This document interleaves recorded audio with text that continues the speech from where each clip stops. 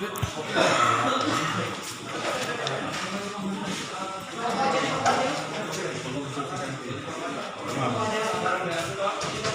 bungkusin. Iya. Oh gitu. Pakai juga nggak?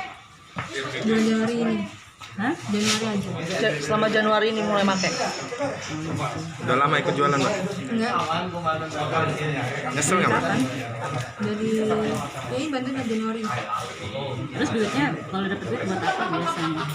Ditabung, Mak. Ditabung buat mau nikah sama itu. Oh, pacaran udah lama berarti. Pacaran dari kapan? Baru 2 tahun. Baru 2 tahun. Oh, rencananya mau nikah ini kapan ya? 2 tahun ini. Oh. Nyesel nggak, Mbak?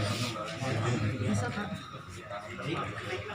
Tanggal 8 Januari 2020, anggota Satnarkoba Polres Pringsewu telah mengamankan 2 pelaku ya, di sini bandar.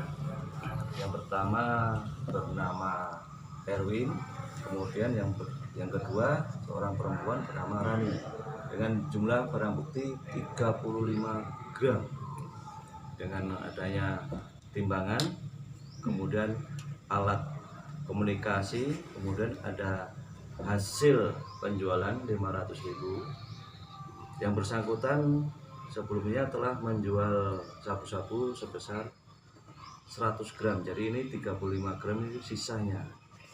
Jadi dengan kesiapan anggota Satnarkoba Polres Pringsewu ini kami bisa mengamankan, dan dalam hal ini juga kami laksanakan proses pemeriksaan sehingga kami terapkan ke pasal 114 dan pasal 132 bahwa dia seorang bandar atau pengedar sabu-sabu.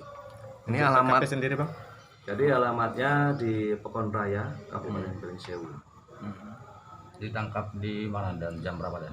Jadi ditangkapnya pukul 19.30 di tempat kediamannya, di rumahnya. Jadi bandar narkoba itu disimpan di sebuah ban, dimasukkan ya. Jadi pada saya dimasukkan, dia beli dan sebagainya, dimasukkan ke dalam ban, sehingga dengan kesikapan anggota kami bisa mengungkap pelaku bandar narkoba di Pekan Raya. Berawalnya, Bang? Berawalnya dari laporan informasi masyarakat bahwa di wilayah Marga Kaya ini ada